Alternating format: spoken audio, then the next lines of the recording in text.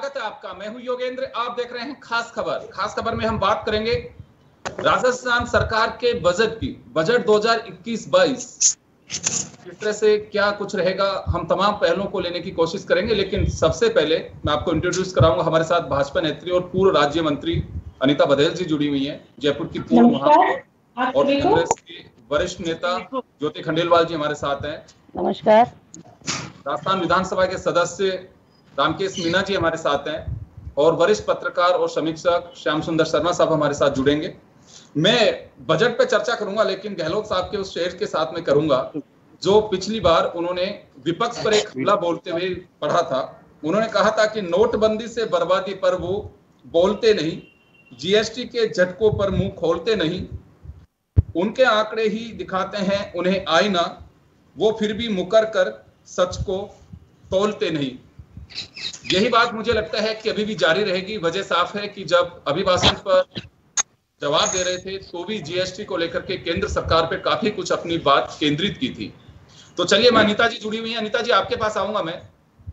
शेर और शायरियां बहुत चलती है बजट के दरमियान, होनी भी चाहिए। चलिए, क्योंकि बजट में कोई ताली बजाता है, कोई कहता है कि मुझे कुछ नहीं मिला, और ये कहा जाता है कि हर किसी को खुश नहीं किया जा सकता। आप लोगों की तरफ से हमला होता है कि राजकोषीय घाटे को बढ़ाएगा। सत्ता पक्ष से बात करो तो कहते हैं कि विकास के लिए पैसा तो लेना ही पीते हैं इससे। खैर चलिए, लेकिन बजट की अगर हम बात करें, पिछला बजट जो था वो एजुकेशन और हेल्थ को काफी समर्पित किया था। 7 संकल्प मुख्यमंत्री ने लिए थे जो बजट में उन्होंने दिखाए थे, चाहे वो महिला बाल विकास का हो, आप तो उस विभाग की मंत्री भी रही हैं। 14,500 करोड़ रुपए उन्होंने निरोगी राजस्थान के लिए रखा था। उन्होंने कहा था कि गांव गली तक मैं चाहता हूं कि लोग निरोगी रहें और अगर किसी कुछ होता है तो उसकी मदद मिल सके। लेकिन देखिए, कोरोना एक ऐसा आया कि चाहे हमारी यूनियन गवर्नमेंट हो चाहे स्टेट गवर्नमेंट्स हो, सभी के सामने एक बड़ी और अलग तरह की चुनौती है। तो इस बजट में हम मान सकते हैं कि ये कंप्रोमाइजिंग बजट होगा, कि कुछ चीजों को हमें कंप्रोमाइज करना पड़ेगा, क्योंकि देखिए लिमिटेड रिसोर्सेज आपके पास में पैसे के, और सरकारों की जो स्थिति है वो आप सबके सामने है। तो इस बजट में ज्यादा कुछ जनता की अपेक्षाओं का ध्यान रखा जाएगा, कोष का ध्यान रखा जाएगा? योगेंद्र जी, ये जो पिछले बजट की चर्चा आपने की है, मैं उससे पहले के बजट की ओर आपको ले जाना चाहूंगी। 19-20 और 20-21 ये तीसरा बजट है। हाँ, ये तीसरा बजट है। आपने सही कहा, ये सरकार का तीसरा बजट है। चौथा बजट और पांचवा बजट जो आएगा वो पूरी तरह से सरकार का चुनावी बजट होगा, और ये तीसरा बजट है, यानी कि सरकार का 60-70% कार्यकाल निकल गया है। इसके बाद में सिर्फ 2 ही बजट आने हैं, और हम सबको पता है कि जो 5वां बजट होता है वो 5वां बजट चुनावी बजट होता है।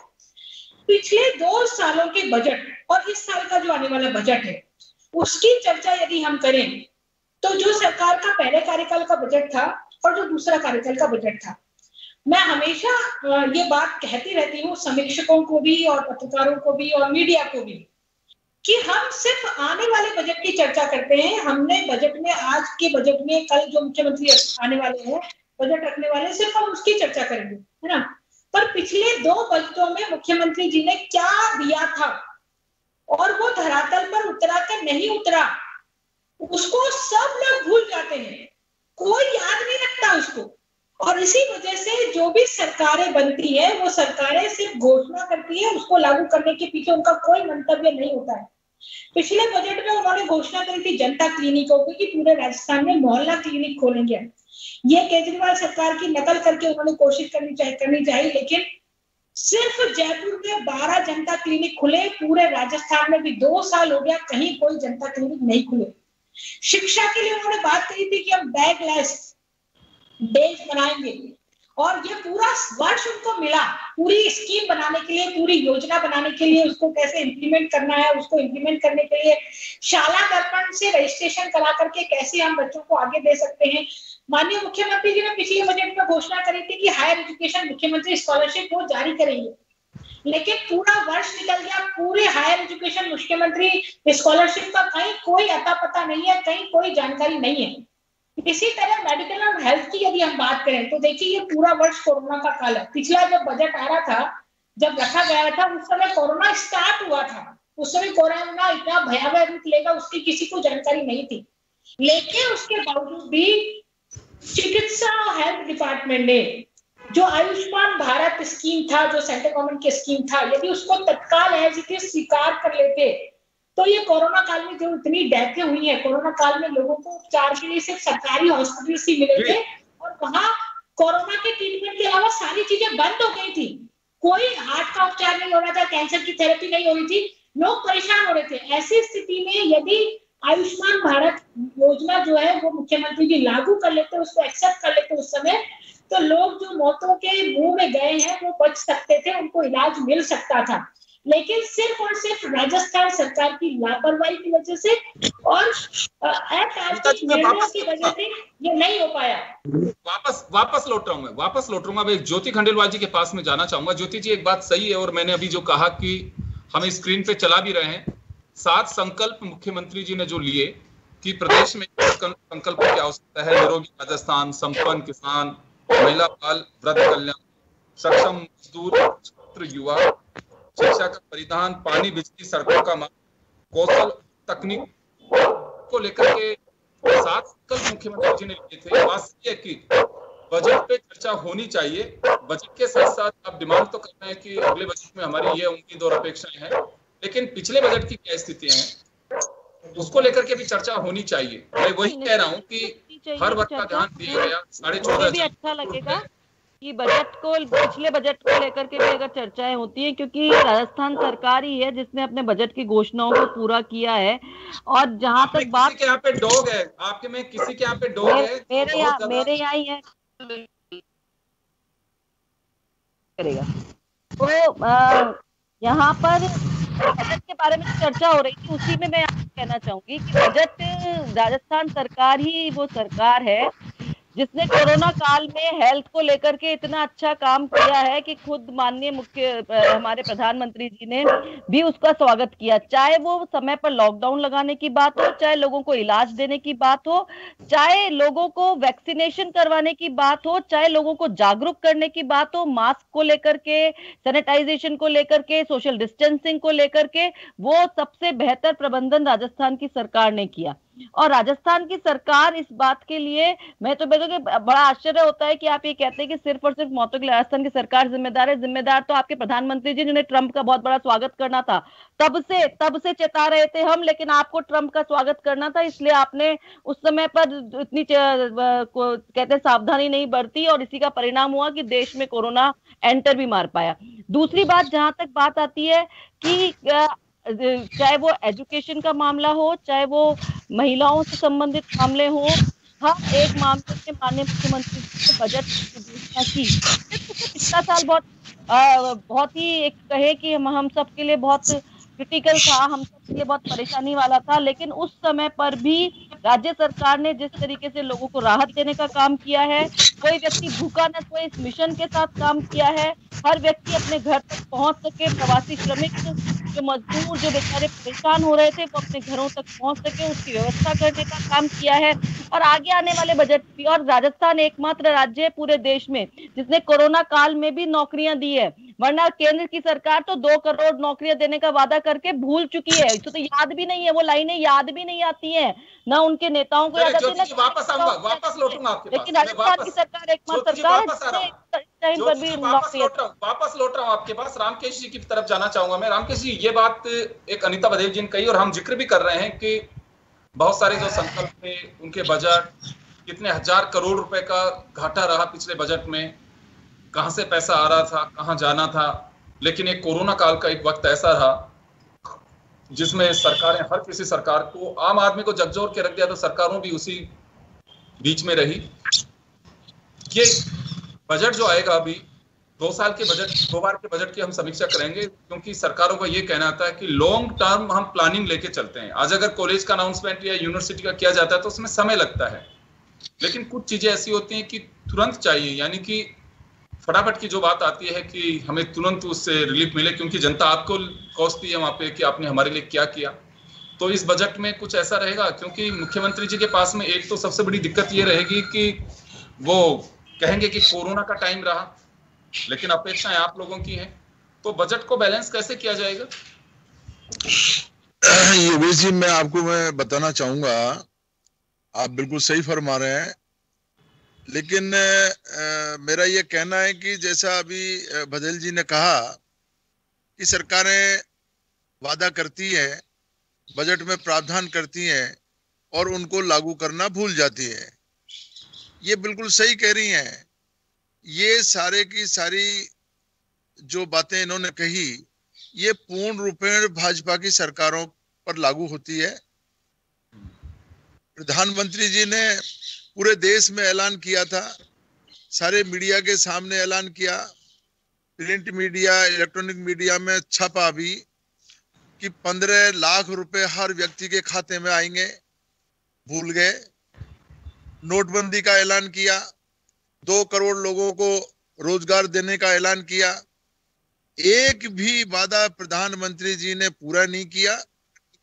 आदरणीय अशोक गहलोत साहब ने जो बजट 2020-21 का पिछली बार पेश किया, मैं आपको एक एक बिंदु पर ये मैं बता सकता हूं। मैं बघेल जी से पूछना चाहूंगा, जो संकल्प मुख्यमंत्री जी ने लिया बजट के दौरान कि निरोगी राजस्थान को 100 करोड़ रुपए का फंड दिया जाएगा, वो पूरा किया उन्होंने। किसानों को 0% ब्याज पर लोन अनुदान की बात कही थी उन्होंने। बाल मजदूरी और बच्चों की तस्करी रोकने के लिए 100 करोड़ रुपए देने का ऐलान किया था। युवाओं के लिए फिट राजस्थान अभियान घोषित किया था। वो उस पे डाउट नहीं कर रही है। सुनो आप, 160 लाख महात्मा गांधी वो तो ये कह रही है कि जो घोषणाएं हुई थी उसकी इम्प्लीमेंटेशन क्या है? इम्प्लीमेंटेशन 100%, एक एक बिंदु जो बजट पे अगर उसको बारीकी से उसकी स्टडी करेंगी बघेल जी, आप खुद ये पाएंगे कि मुख्यमंत्री जी ने जो घोषणाएं की उनको अक्सर टू अक्सर पालन करने की कोशिश की है। कुछ बिंदुओं पे जरूर कोई कमी रही है और उसका बहुत बड़ा कारण पूरे देश में रहा है कोरोना की वजह से, और जो परिस्थितियां देश में बनी है उनकी वजह से कुछ बिंदुओं पर कमी रही है। बाकी ओवरऑल अगर हम बजट की स्टडी करें, जो बजट में 2020-21 में उन्होंने प्रावधान किए उनकी बहुत कुछ पालना है, उसमें पूरी तरीके से सरकार ने फोकस करके और उसको पूर्ण करने की कोशिश की है। और मैं समझता हूं कि उसका बहुत बड़ा इम्पैक्ट भी राजस्थान की जनता में गया है। ऐसी विषम परिस्थितियों में भी सरकार का जो प्रबंधन रहा, वो प्रबंधन भी बहुत तारीफ के काबिल रहा। इतनी परिस्थितियां होने के बाद में केंद्र सरकार का लगातार असहयोग रहना, सारी जो रेवेन्यूज की जो प्राप्तियां थी राजस्व की, वो प्राप्तियों में कमी हो गई। नोटबंदी के बाद में जो अर्थव्यवस्था का जो ढांचा खराब हुआ, ये सारी विपरीत परिस्थितियों के बाद में भी सरकार का जो राजस्थान सरकार का जो प्रबंधन रहा मुख्यमंत्री जी का, वो बहुत ही तारीफ के काबिल रहा है। और मैं तो उनको धन्यवाद देना चाहूंगा कि इतनी विपरीत परिस्थितियों में उन्होंने राजस्थान की जनता को वापस आऊंगा। मैं एक बार श्याम सुंदर शर्मा साहब का रुख करना चाहूंगा। श्याम जी, ये बात तो सही है कि देखिए, बजट हम जब पेश करते हैं, बजट की समीक्षा भी होनी चाहिए कि पूर्व की घोषणाएं और पूर्व का जो बजट था उसकी क्या पोजीशन है, हम कहां पहुंचे, कहां नहीं पहुंचे, एक उसकी प्रोग्रेस रिपोर्ट भी आनी चाहिए कायदे से। तो खैर, लेकिन सरकारों का अपना एक एजेंडा है, अपना एक काम है। और जैसे मैं लगातार ये बात पूछ रहा हूं आप सभी लोगों से कि कोरोना काल, सरकार पहले ही कह चुकी है कि पैसे का जो है वो अभाव है, केंद्र सरकार पैसे नहीं दे रही है। तो बजट के दरमियान ये बातें तो हैं कि बजट तो चलिए, जो घोषणा होगी जो होगी, लेकिन बजट में पूरे में जब डिबेट होगी तो ये तो तय माना जाना चाहिए कि सरकार के साथ साथ केंद्र सरकार भी निशाने पे रहेगी। देखिए योगेंद्र जी, ये बात सही है कि कोरोना काल में बजट पे देने के लिए हमारे पास बहुत कुछ नहीं है। और मैंने पहले भी कहा कि ये मुख्यमंत्री जी का पहला पेपरलेस बजट होगा। अगर केंद्र ने पेपरलेस बजट घोषित किया है तो हम भी उसके अनुसरण करेंगे, हम भी कल पेपरलेस बजट लाएंगे। क्योंकि अब सैल्यूट करता हूं, सभी राज्यों में ऐसी पहल हो, बहुत अच्छी बात है। क्योंकि अब अटैची नहीं मिलेगी, अब इनको टेप मिलेगा देखने के लिए। आपका बस कल अटैची में ही मिलेगा, टैप तो अटैची में ही मिलेगा। नहीं, अटैची नहीं मिलेगी, अब वो टैप मिलेगा। टैप में बाकायदा विधानसभा में भी उसे पढ़ेंगे, कल देखेंगे आराम से, क्योंकि जो वजन ले जाने का होता था अब नहीं ले जाएंगे। अब वो वाली बात तो, लेकिन इस बार का बजट निश्चित रूप से 10,000 करोड़ बढ़ाकर दिया जाएगा। पहले 2025 करोड़ का था, इस बार बजट 2040 करोड़ का करीब आएगा। तो हो सकता है कि ये बजट 25 का और 40 का होगा, 2,40,000 करोड़ के आसपास बजट होगा। अब ये मान के चलिएगा जिस प्रकार से हमारे पास रेवेन्यू के मामले में हम पिछड़े हुए हैं, क्योंकि हम कुछ लगा नहीं सकते। जीएसटी के बाद राज्य के पास कोई ऐसी चीज नहीं रह गई कि एक केवल आबकारी में 30,000 करोड़ की रेवेन्यू करेंगे, वो आपने पहले कर रखा है। तम्बाकू पर आप लगा सकते हो टैक्स, या लग्जरी टैक्स लगा सकते हो बस, और कुछ ज्यादा आपके पास लगाने के लिए कुछ भी नहीं है। ये बात भी सही है कि आपके पास देखिए बिजली कंपनियों का आपका लॉस बढ़कर के वापस से करीब 1 लाख करोड़ हो जाएगा। तो आप किस स्थिति में है कि क्या कर पाएंगे? और आपने कर्जा ले लिया है, क्योंकि केंद्र सरकार ने कहा कि आप कर्जा ले सकते हैं, तो आपने 31,000 करोड़ तो कर्जा ले चुके हो आप, क्योंकि आपके पास वेतन देने के लिए भी पैसा नहीं है। तो ऐसी स्थिति में 10,000 करोड़ जीएसटी से हमको कम मिल रहा है। तो ऐसी स्थिति में हमारे पास बजट के पास देने के लिए कुछ, लेकिन मुख्यमंत्री जी बीएसपी से आने वाले और रामकेश मीणा जी जैसे निर्दलीय जो सपोर्ट कर रहे हैं, इनको कुछ ना कुछ दिया जाएगा। किसी को स्कूल देंगे, किसी को कॉलेज देंगे, किसी को एसडीओ हेडक्वार्टर दे देंगे, किसी को क्या दे देंगे, क्योंकि इनको फिर राजी करने का, किसी को सड़क देंगे। जो बजट में घोषणा मुख्यमंत्री नहीं किया करते थे, आज मुख्यमंत्री घोषणा करते हैं कि इतनी स्कूल खोल दो, इतने विषय खोल दो। जो मंत्री होता है वो करेगा क्या फिर? वो आजकल बजट में बड़ी घोषणाओं के बजाय छोटी छोटी घोषणाएं करके विधायकों को संतुष्ट करने का प्रयास तो मुख्यमंत्री जी करें। और ये बात से अनीता जी ने सही कहा, हमारे पास बजट नहीं था, हमने कॉलेज खोले, 88 कॉलेज खोले, लेकिन कॉलेज खुले कैसे? भवन बने ही नहीं। आप कमरे में किसी किराए के मकान में चला रहे हो, टीचर्स उसके अंदर है नहीं, आपके पास एजुकेशन क्वालिटी की दे नहीं पा रहे हो, 100% है। और विधानसभा के प्रश्न में जवाब दिया था रघु शर्मा जी ने कि हम 12 ही जनता क्लिनिक खोल पाए, खोलने तो 1,000 थे, और 169 तो खोलने की बात हुई थी, लेकिन क्योंकि हमारे पास बजट नहीं है, इसलिए बजट निश्चित रूप से आप मान के चलिए कि कोरोना की छाया तो दिखेगी। और चार जो उपचुनाव हैं, क्योंकि हम 137 करोड़ की तो घोषणा नहीं, उसमें दिखेगा कि हम चारों को तो जैसे 4 राज्यों को केंद्र सरकार ने कर दिया कि हम ये देंगे, उसको सड़क से जोड़ेंगे, हाईवे देंगे, केंद्र सरकार ने किया। ऐसे हम कहेंगे हम 4 उपचुनाव हमको जीतने, इसलिए हमको जो चाहिए वो ले लो, हमको चुनाव जिता के रखनी है। अब दिखेगा इसमें, और दिखेगा अब जो नो बैग नो, अब देखिएगा बदल जी, अब स्कूल तो खुले ही नहीं, किसका नो बैग स्कूल तो बंद ही थे। तो अब रखना था, जब बच्चे ही नहीं गए तो किसका बैग, किसका क्या? योजना तो बनी थी। अब योजना तो जब होती जब बच्चे, अब बच्चे तो आने ही शुरू हुए हैं, तो ये साल तो पूरा बिना श्याम जी वापस आ रहा हूं सर, वापस आऊंगा आपके पास, मैं वापस लौटूंगा। अभी अनीता जी के पास जाना चाहूंगा एक बार में। अनीता जी देखिए, ये बजट डिफरेंट नेचर का बजट होगा, क्योंकि केंद्र में भी जिस बात को लेकर के हमने जिक्र किया वैसा ही कुछ दिखाई दिया कि कोरोना काल रहा और कोरोना की वजह से जो परेशानियां हुई हैं उसका बजट पे रिफ्लेक्शन दिखाई देगा। बजट बहस होगी जब भी यही बात आएगी, जब जवाब देंगे तो भी यही आएगा कि कोरोना काल का प्रबंधन सबसे बेहतर रहा और कोरोना काल जो है उससे आप सबका आभार, ये सब कुछ तो रहेंगी। लेकिन ऐसे बजट में आपने बहुत अच्छी बात कही, मैं तो लगातार ये बात कहता हूं कि बजट के साथ साथ समीक्षा रिपोर्ट भी होनी चाहिए कि पिछले बजट्स की ये स्थिति है, हमने जो अनाउंसमेंट किए थे, बजट एलोकेट किया था, उसकी ये पोजीशन है, आना चाहिए। बहुत अच्छी बात है, जो सदस्य हैं उन्हें बोलने में बड़ी सुविधा होगी। लेकिन फिर भी यह जो बजट होगा, मुख्यमंत्री कई बार ये बात कह चुके हैं कि केंद्र से पैसा मिलता नहीं है, योजनाओं का जो परसेंटेज है उसमें इजाफा कर दिया, हमारा जो परसेंटेज पहले कम था उसको ज्यादा कर दिया। जैसे पानी के 750 करोड़ रुपए पिछले बजट में रखा इन्होंने। तो पानी राजस्थान के लिए बहुत ही महत्वपूर्ण जरूरत है, पूरे मुल्क दुनिया के लिए है, लेकिन राजस्थान के लिए विषम परिस्थितियां हैं। वो एक बार फिर कहेंगे कि राजस्थान ने 25 सांसद दिए, कंप्रोमाइज भी किया आपने, अगर एनडीए का घटक दल रहा, हनुमान बेनीवाल सांसद बने, लेकिन आप लोग करा नहीं पाए। मुझे जो लगता है कि बजट में बीच में ये बातें आ सकती हैं, तो कुछ मिलजुल करके प्रयास की बातें भी हो सकती हैं कि हम कोरोना काल से बाहर अभी पूरी तरह से नहीं निकले हैं, कुछ मिलजुल करके भी बजट में प्रयास करें। वो अपील भी करेंगे आपसे कि आप लोग साथ चलिए, जीएसटी का पैसा दिलवाइए, आप लोग हमारे जो पानी की अंतरराज्य समस्या हैं उनका सॉल्यूशन करवाइए। तो ऐसे कुछ चीजें हो सकती हैं, लेकिन इसके लिए फिर क्या चर्चा होगी?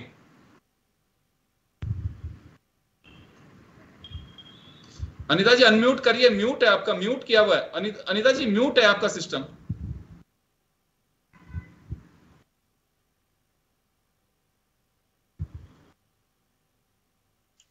हेलो।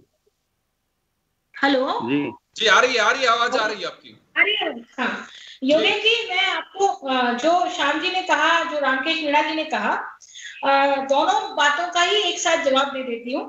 रामकेश मीणा जी ने शुरुआत करी कि 15 लाख रुपए हर किसी के खाते में जाएंगे, ये बजट घोषणा थी। श्याम जी, आप तो पत्रकार हैं और लगातार बहुत सीनियर पत्रकार हैं। बजट घोषणा थी, ये रामकेश मीणा जी जैसे नेता कह रहे हैं, मुझे बहुत आश्चर्य होता है और हंसी भी आती है। माननीय प्रधानमंत्री जी ने जितने बजट रखे हैं, यदि उन सब बजटों में कहीं ये उल्लेख है तो या तो ये इस्तीफा दे दें या मैं इस्तीफा दे दूं, सीधी सीधी बात है, ठीक है ना।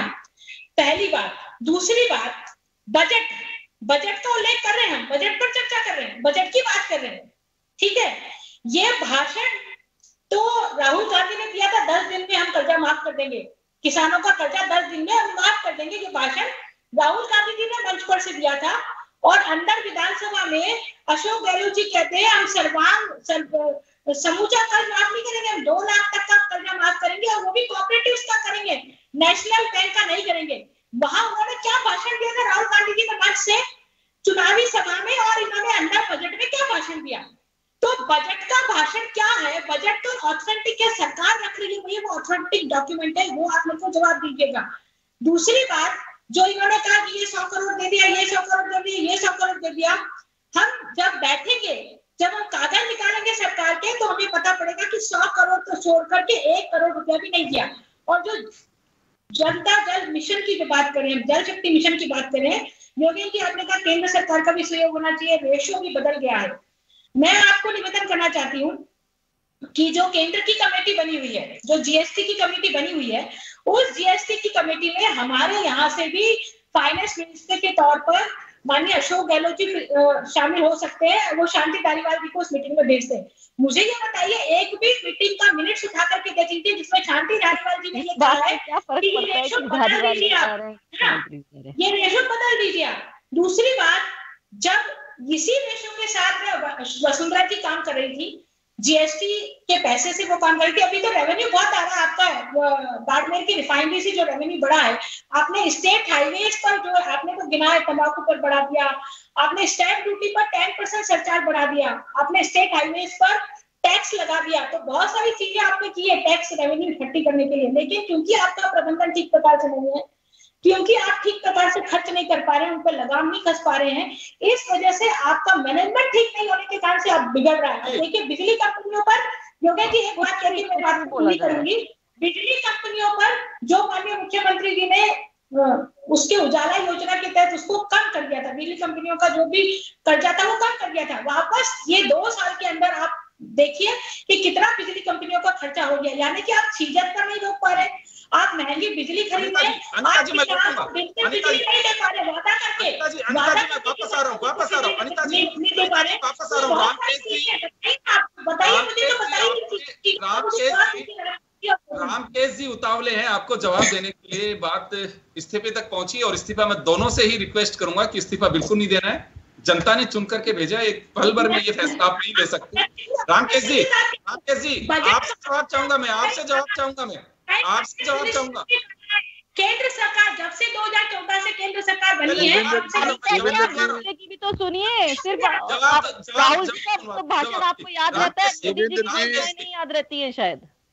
योगेंद्र जी, मैं अनीता जी को ये कहना चाहूंगा कि प्रधानमंत्री जी ने 15 लाख रुपए देने का वादा किया नहीं किया, पूरे देश के सामने ये गवाह है, पूरे देश ने देखा, सुना, पढ़ा।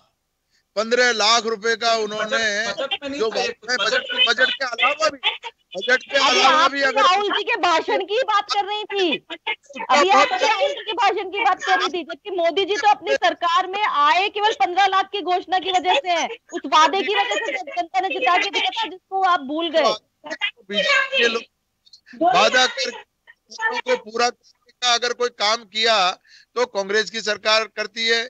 आदरणीय अशोक जी गहलोत साहब ने जो वादे किए, बजट में वादे किए, बजट के अलावा भी अगर उन्होंने कोई सार्वजनिक सभाओं में भी अगर कोई वायदा किया तो उसको राजस्थान की जनता को उन्होंने पूरा करने की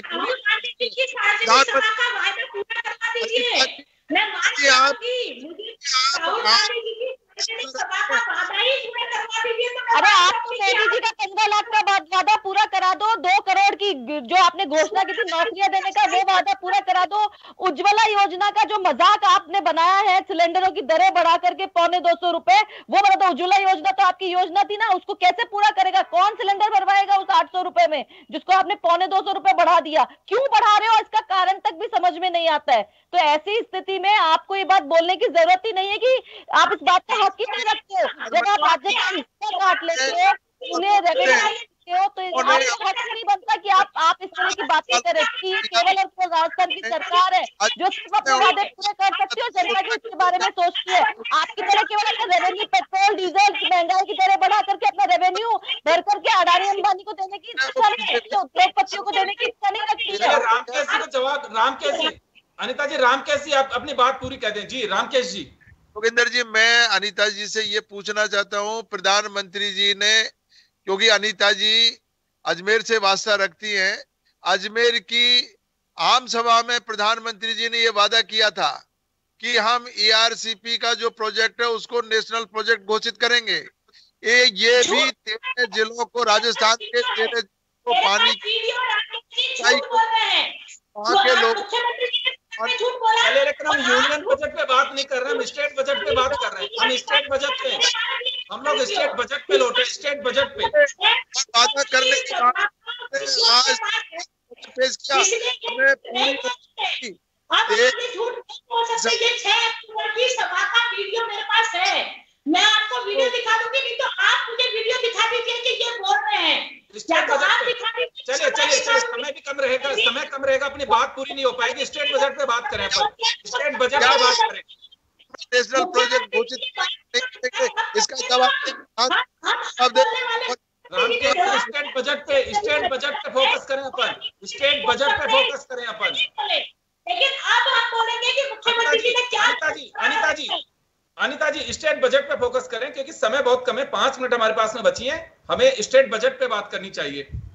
जी रामकेश जी, स्टेट बजट पे बात करिए।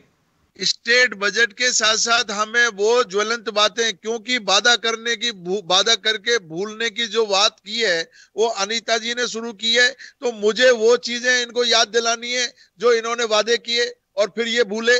जब इनके प्रधानमंत्री जी वादा करके भूल रहे हैं तो इन लोगों की तो कहना ही क्या है।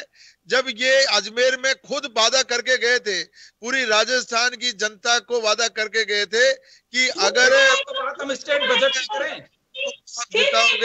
बजट की बात करें। चलिए, के पास जाना चाहूंगा मैं, ज्योति जी के पास जाना चाहूंगा। अजमेर की सभा में मैं थी, आप नहीं थे।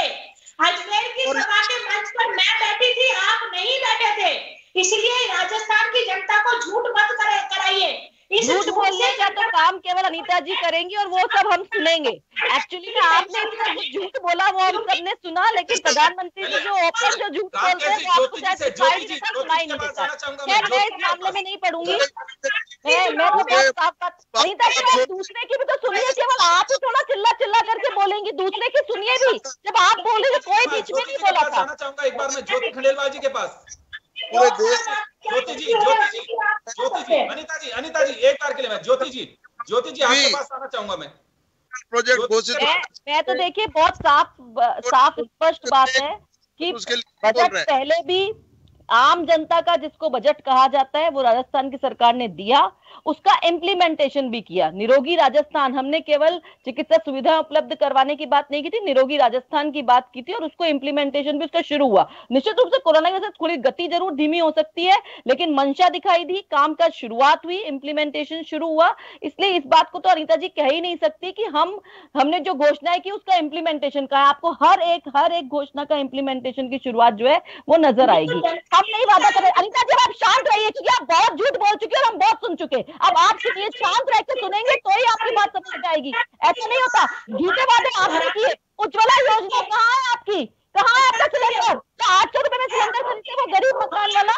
क्या 800 रुपए में सिलेंडर खरीदे वो? क्या करे वो? अब आप शांत रह के सुनने की भी कोशिश करिए। दूसरी बात, अच्छा आपके बजट भी अगर आप देखेंगे केंद्र से कोई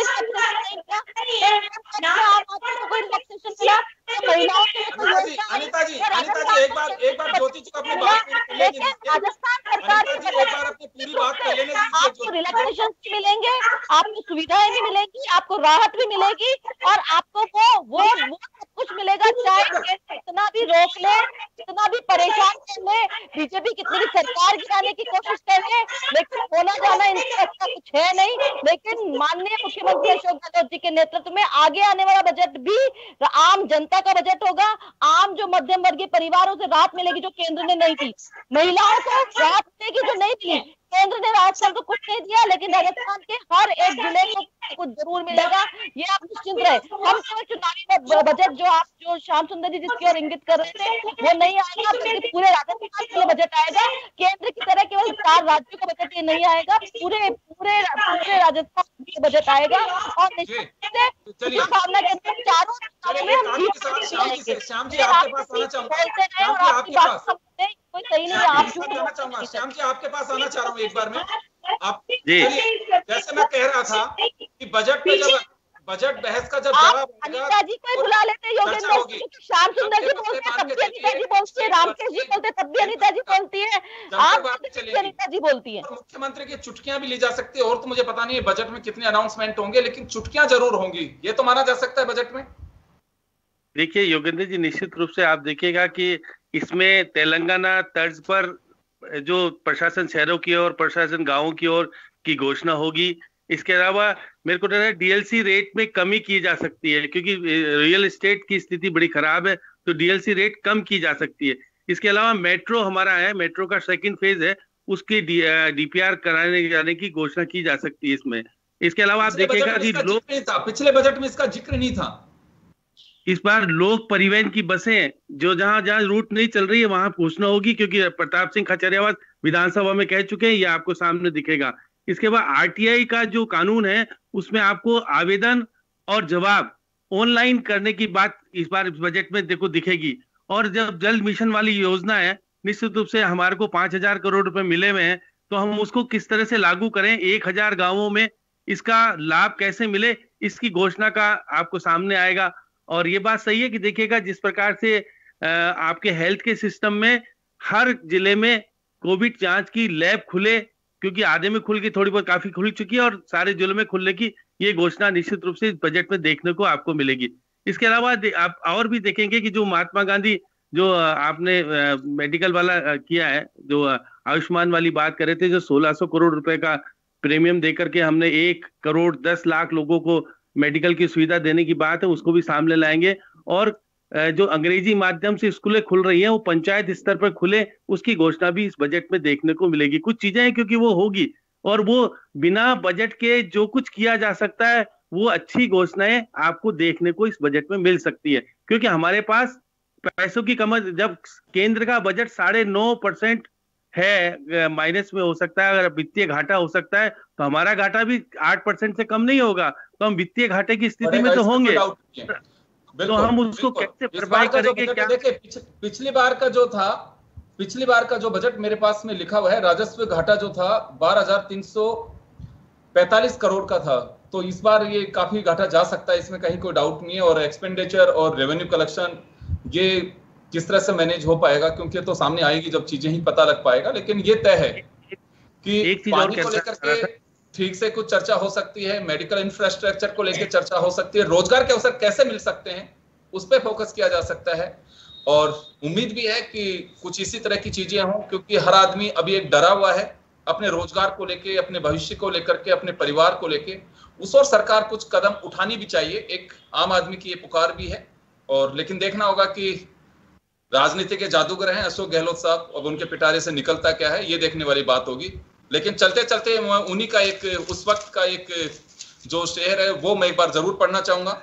जिंदगी की असली उड़ान अभी बाकी है, अपने इरादों का इम्तिहा अभी बाकी है, अभी तो नापी है मुट्ठी भर जमीन, आगे अभी सारा आसमां बाकी है। देखना होगा कि गहलोत साहब किस तरह से आसमान नापते हैं, ये देखने वाली बात होगी। बहुत बहुत शुक्रिया आप सभी का। हमारी विशेष वसुंधरा जी पढ़ चुकी है, उसके बाद में अशोक गहलोत जी ने पढ़ा है, ये जुमला पहले वसुंधरा जी पढ़ चुकी है।